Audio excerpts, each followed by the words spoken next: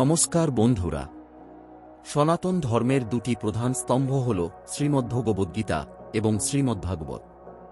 অনেকে মনে করেন এই দুটি গ্রন্থ হয়তো একই, কিন্তু তাত্ত্বিক স্তরে এদের মধ্যে রয়েছে আকাশ পাতাল পার্থক্য।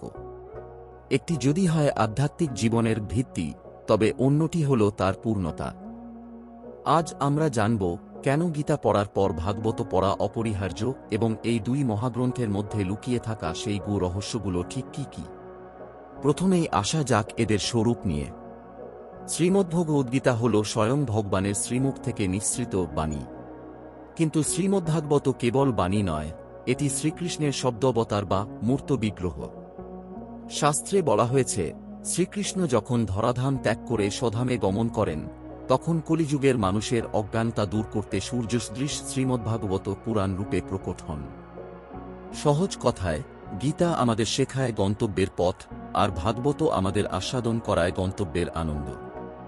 গীতা যদি হয় আধ্যাত্মিকতার সংবিধান, তবে ভাগবত হল পরম প্রেম রস।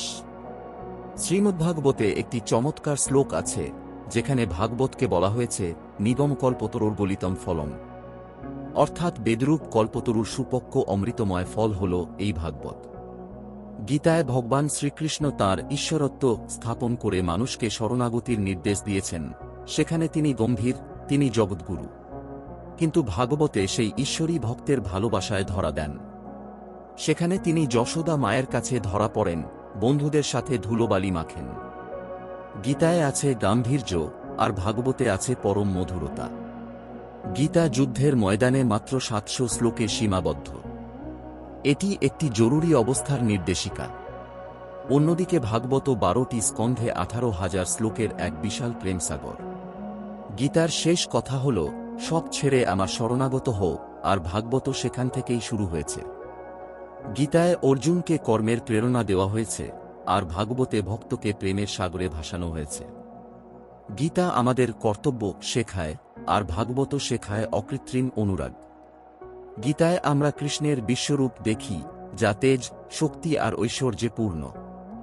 এটি ভগবানের অসীম মহিমার পরিচয়। কিন্তু ভাগবতে শ্রীকৃষ্ণ এক কোমল কিশোর। সেখানে তাঁর শক্তির চেয়ে ভক্তি আর প্রেমের টান বড়। সেখানে ভগবানের ঐশ্বর্য ভক্তের ভালোবাসার আড়ালে ঢাকা পড়ে যায়। গীতায় তিনি শিক্ষক, আর ভাগবতে তিনি লীলা পুরুষোত্তম।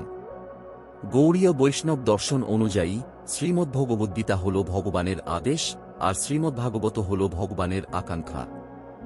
গীতায় ভগবান নির্দেশ দিয়েছেন, আমার ভক্ত হও। কিন্তু ভক্ত কিভাবে হতে হয়, তা হাতে কলমে দেখানো হয়েছে ভাগবতে, প্রহ্লাদ, ধ্রুব এবং ব্রজগোপীদের চরিত্রের মাধ্যমে।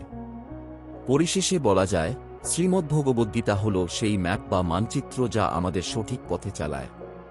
আর শ্রীমদ্ভাগবত হল সেই পরম গন্তব্য বা গোলক বৃন্দাবন। গীতা পাঠ করলে তত্ত্বজ্ঞান লাভ হয়, আর ভাগবত পাঠ করলে সেই জ্ঞানে প্রেমের সঞ্চার হয়। একটি শাস্ত্র দিয়ে আধ্যাত্মিকতার শুরু, অন্যটি দিয়ে তার পূর্ণতা। আপনি কি গীতা এবং ভাগবত পাঠ করেছেন? আপনার প্রিয় শিক্ষাটি আমাদের কমেন্টে জানান।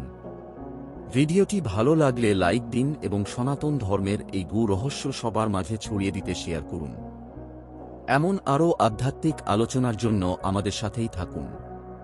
আর মুখে বলুন হরে কৃষ্ণ হরে কৃষ্ণ।